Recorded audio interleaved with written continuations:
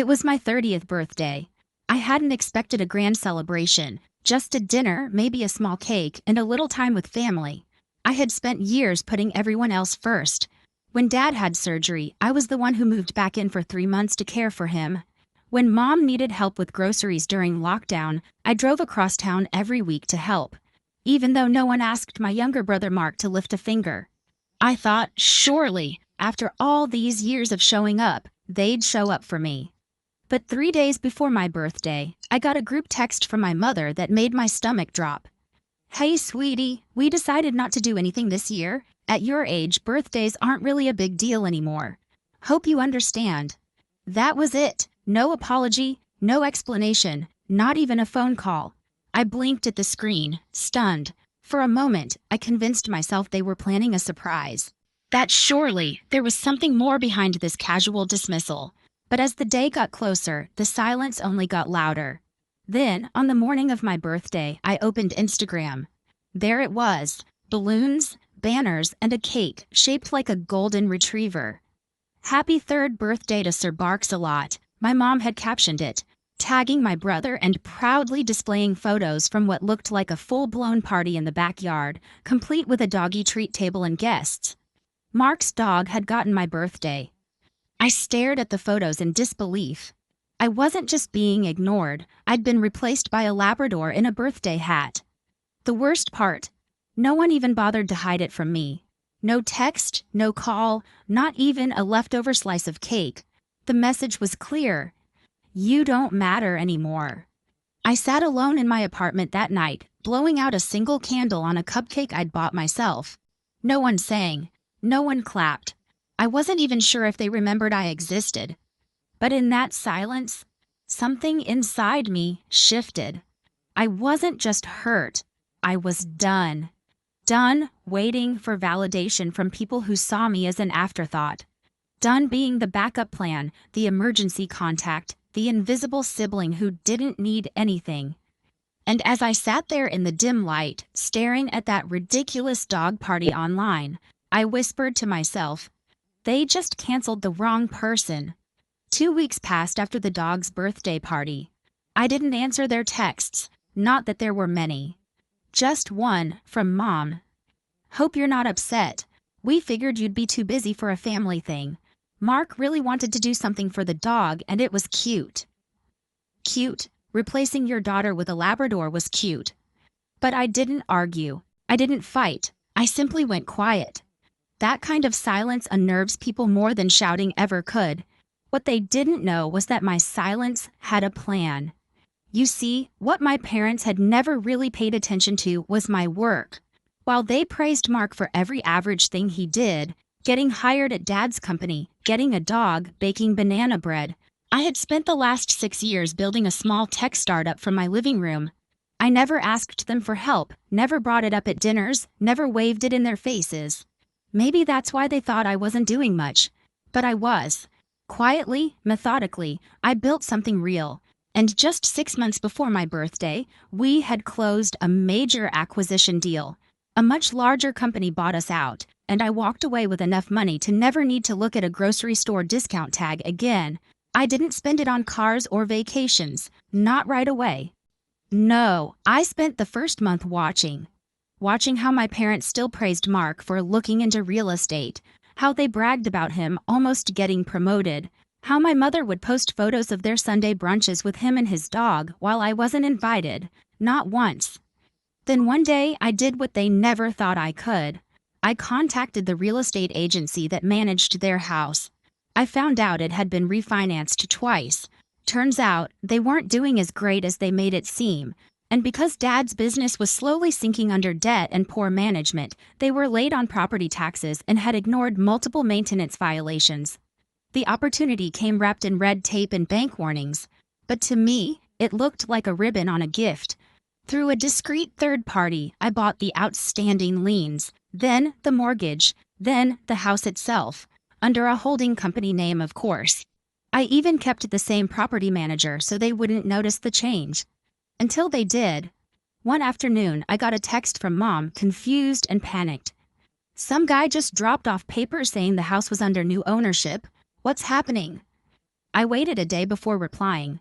Read the signature on the documents, that's who owns it now. She didn't respond. Neither did Dad. But the calls started the next morning. I didn't answer. Instead, I wrote them a formal letter. No insults, no anger, just truth. I told them that the girl whose birthday they said didn't matter now owned the house they built their perfect little world in, that the woman they left alone with a cupcake had been busy becoming someone they'd never recognize. And now, they'd have 60 days to vacate. No exceptions, no extensions. They didn't believe it. Until the for sale sign appeared in their yard 3 days later. Mark called me furious. "Are you actually kicking Mom and Dad out? What the hell is wrong with you?" I answered calmly. "Nothing's wrong with me, Mark. I'm just finally treating them the way they treated me." He sputtered and called me names, but I didn't care. Because I wasn't doing this out of hate. I was doing it for closure. Then, to top it off, I did something poetic. I scheduled a new birthday party. 1 month later, on the exact day of Sir Barks-a-Lot's next dog spa appointment, I hosted an elegant rooftop event, inviting friends, mentors, my team, even some extended family. There were no puppies and party hats, just laughter, champagne, and a view of the city skyline. When the photos went online, I made sure to tag every single one with, "Happy to finally celebrate a birthday that matters."